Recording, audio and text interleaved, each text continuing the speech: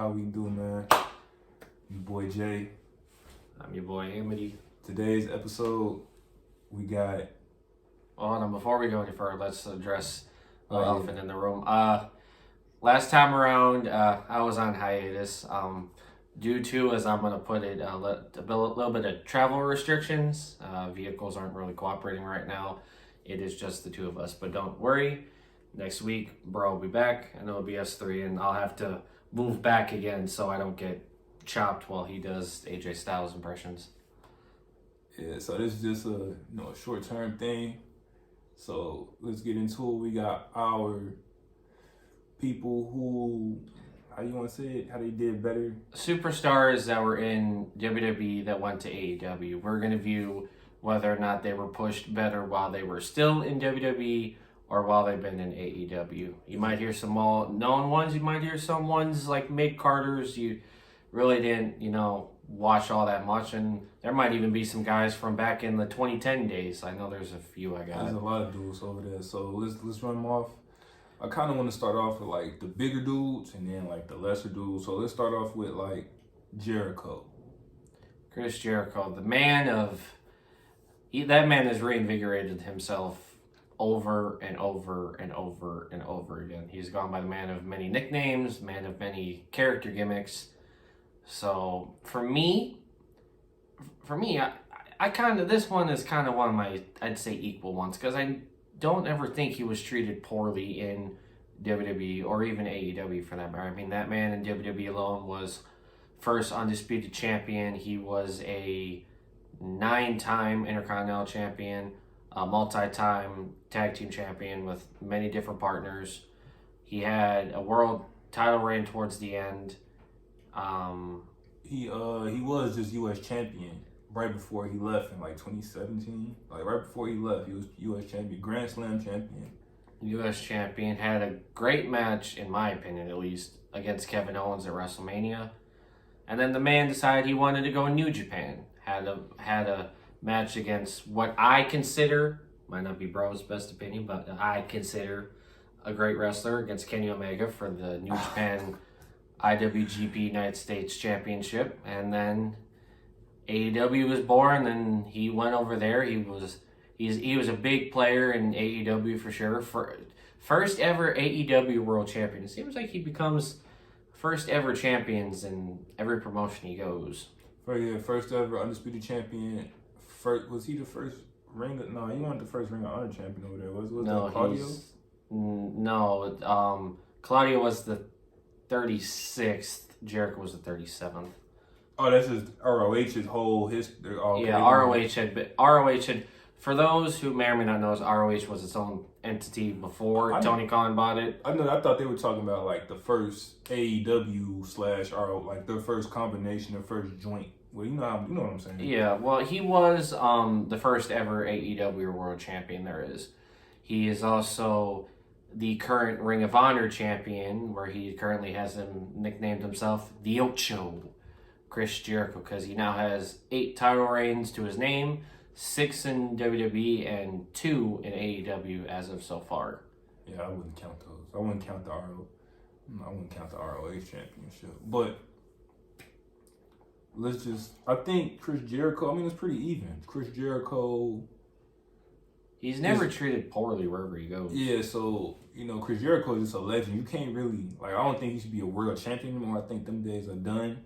I get why he became world champion. AEW's first world champion, bring eyes and all that to the company. It makes sense. I don't think he should be a world champion anywhere else ever again. I think it's even though, because before he left WWE, he wasn't in a bad place. It was 2017. He was feuding with Chris Jericho. He was feuding with Kevin Owens in a major story. I wish they would have fought for the Universal title instead of Brock and Goldberg, but that's another story. But the list of Jericho heavily got over. Yeah, that man. And ironically, he says, at least this is what I remember. I think the idea had kind of come from a backstage segment, because Jericho had a list, no pun intended on that, had a list of ideas for Vince, and he walks in the gorilla and finds it in the garbage can. So I personally might think that might have led to his little list gimmick that he had for a while. or is what he called in AEW, Le Lexicon of or like Lexicon of Late Champion or something like that. Yeah. A rerun of it that he can't obviously use the same thing, but. So, all right, next up, let's go with Jon Moxley, Dean Ambrose. The first ever 3-time AEW World Champion. Recently lost to MJF last night at Full Gear, which I sadly fell asleep during that match because I hadn't gotten sleep before then. It was very boring. That's probably why I fell asleep. I fell asleep on the AEW match you showed me. I forgot what match it was. It was a lot of flips and super kicks, and I got bored and I fell asleep. One thing to address real quick, he doesn't like any sort of matches with repetitive finishers over and over again, repetitive Canadian destroyers, super kicks, as I like to call it, hippie flippy dippy flying stuff. He does not like that. He showed me a Young Bucks match, I'm cutting it off. I got him to like one match. He watched the Ring of Honor title Fatal 4-Way from last night, and he enjoyed it. There were some spots he didn't like, but overall he did like the match. So then you got Claudio and Daniel Bryan Danielson, however you want to say it. I'm thinking about because I watched them. Yeah, that was cool. Them two were cool. They had good spots. Who knows? They might be further down our list. But to continue with Moxley. I was going to say even, but I would say kind of towards the end. I think creatively they kind of ran out of stuff for him. Like, obviously, you know, with the Shield, he was great. He was Money in the Bank, World Champion. He was Intercontinental Champion, United States Champion, Tag Team Champion. So I think that'd make him a Grand Slam, at least in today's modern era. Moxley? Yeah. He's Grand Slam champion, yeah. So he is a multi-time champion, and creatively, he usually didn't have any problems. I think towards the tail end, when he was leaving and they turned him heel, they really didn't know what they were doing. But they still sent him off the right way. Seth and Roman were out there, you know, we wish you luck, man. We love you. We hope to see you back. I don't think that's going to happen because he just signed a new long-term deal with AEW. It's not happening. So I don't think that's happening. No more Shield reunions. Not at all. So, Moxley is doing a lot better. He's been a world champion 3 times? 3 times. 3 times. He was a 1-time world champion and WWE transitional champion at that. So, yeah, he's doing a lot better. AEW is a better fit for him because a lot of things don't make sense. And he can do a lot more things. Nothing has to be logical over there. So, yeah. I think he's been pushed very well. He's in a group, Blackpool Combat Club, or the BCC, with Danielson, Claudio. What's it called?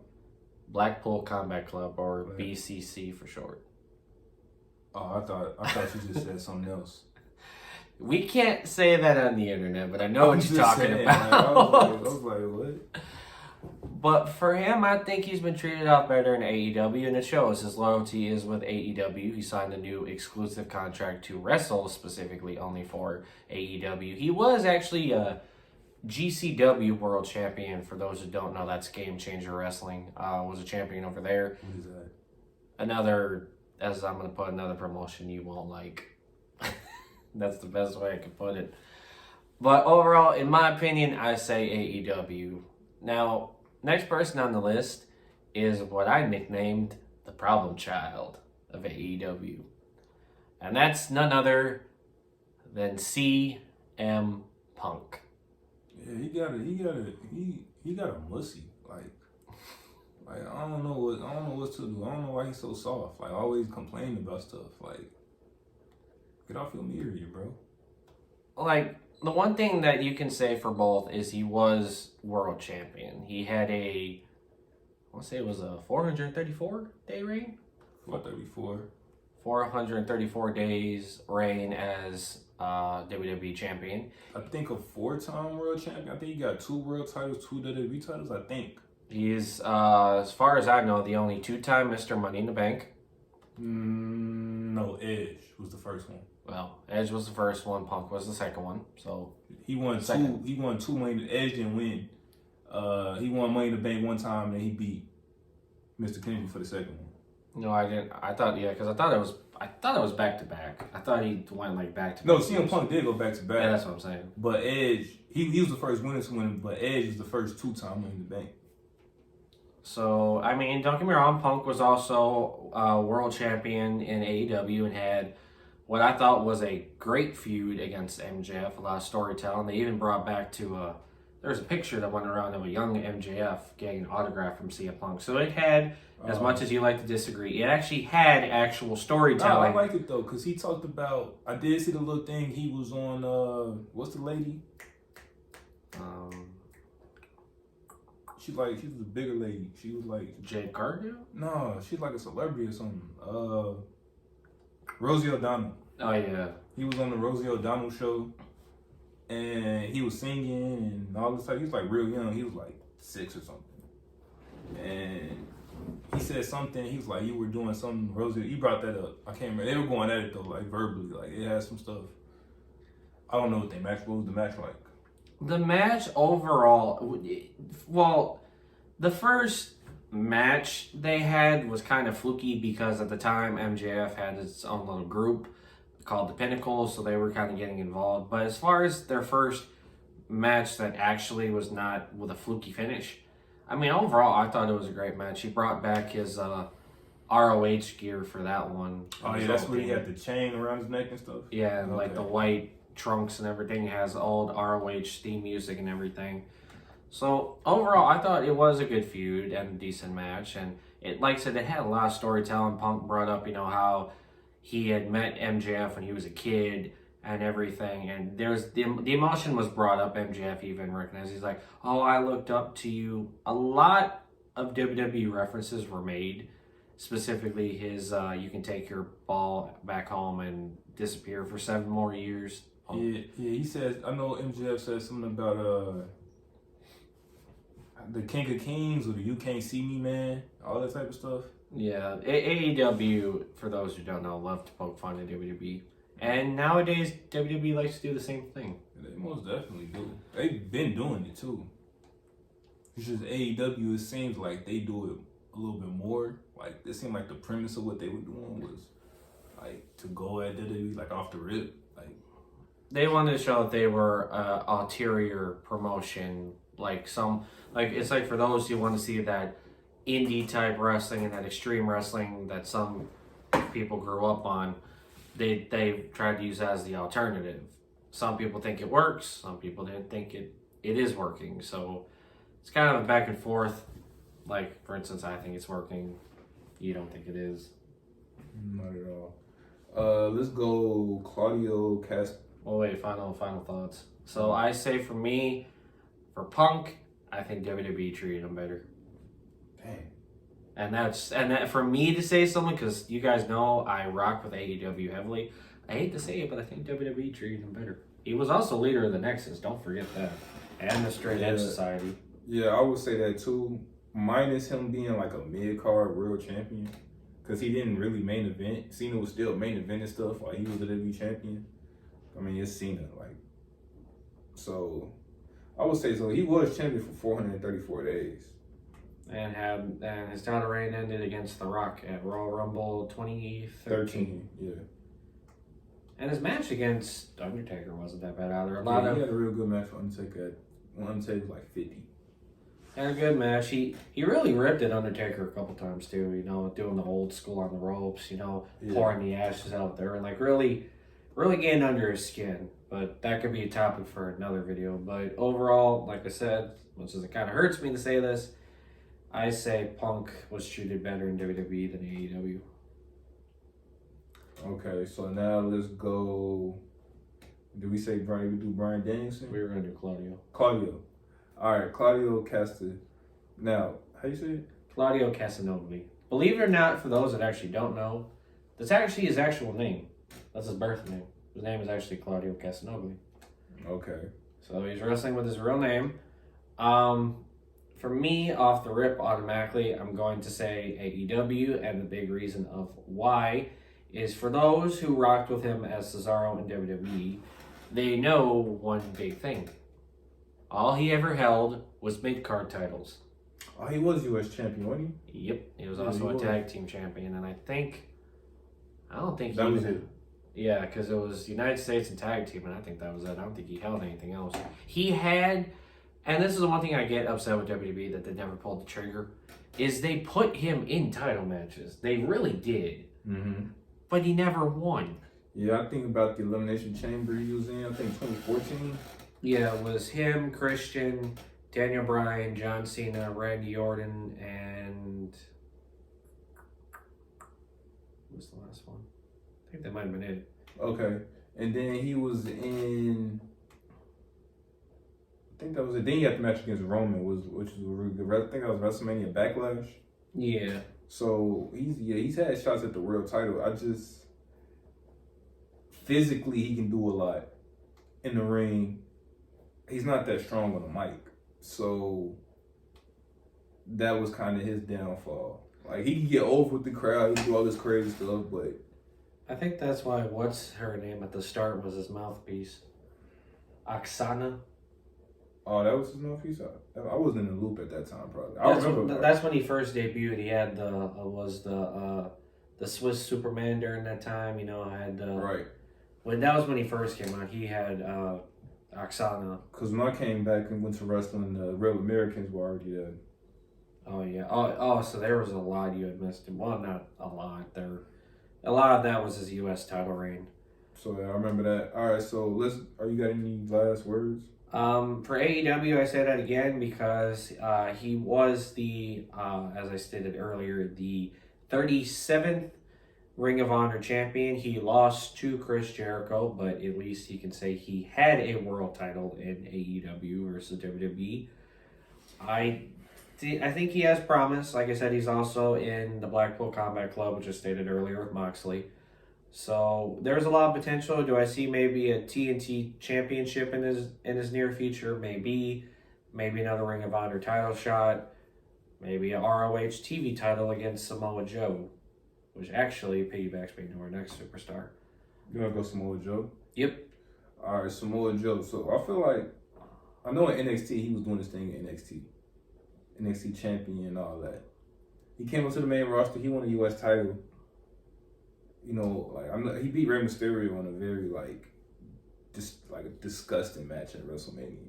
Yeah, and he also had his match against Brock Lesnar at a pay-per-view that was the worst named pay-per-view ever. Great Balls of Fire. Sounds like an STD. Had a good feud and an okay match at a not okay named pay-per-view. That's how I look at it. I mean, I didn't really like the way it was booked. All right, let me tell you. So let me give you the backstory on this. So Brock was on a roll, and this is off topic. Brock was on a roll in like 2017 because he was just beating everybody with one F5. Beat Braun Strowman with one F5. So then when you got to WrestleMania, when Roman kicked out 8 of them, it'd be a big deal. Yeah. So he lost. He was in control. He was giving it to Brock. Brock got him a second. Hit him with one F5. It was over. I didn't really like that match. So, but I think Samoa Joe. Was he? I feel like he could have been world champion. He should have beat AJ in that feud. But so what is he like in AEW? Is he in title contention or? He actually, well, I'll get to it in a second because one last thing I do want to say with WWE is that even at the end, they had him as an announcer, and then they released him. Well, he had concussions.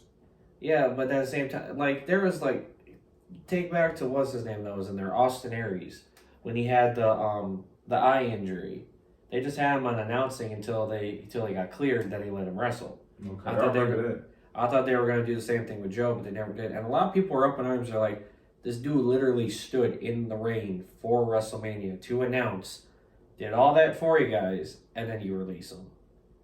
But in AEW, on the other hand, he is the current Ring of Honor television champion, and as of last night, he is also the current TNT champion, where he beat Powerhouse Hobbs and Wardlow to win. So he's actually Joey Two Belts, as I'm going to name him. So AEW likes the beef fest. Three big beefy men slapping meat. Yeah, that match was a lot of big beefy men slapping meat. I thought, personally, I don't mind Joe winning, but I personally thought Powerhouse Hobbs was going to win or Wardlow was going to retain. I didn't really have Joe winning due to the fact that he was already Ring of Honor television champion walking in. But no, I'm not mad about it. I mean, he's dual champion, so anything could happen, to be honest. But for me, AEW's been treating him better. All right, I'm gonna just leave off. We're gonna leave off on Joe. Comment down below on who you believe was treated better. If people are being treated better in AEW or WWE, because there are people who said, man, like people like Rusev, like, man, I got treated better in WWE than I did in AEW.